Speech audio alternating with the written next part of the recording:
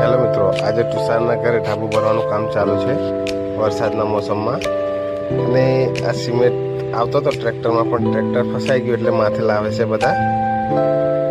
તો આ મલા કાકા છે, બહુ ડેન્જર થાય. જો તુષારભાઈ પણ આવે છે સિમેન્ટ લઈને.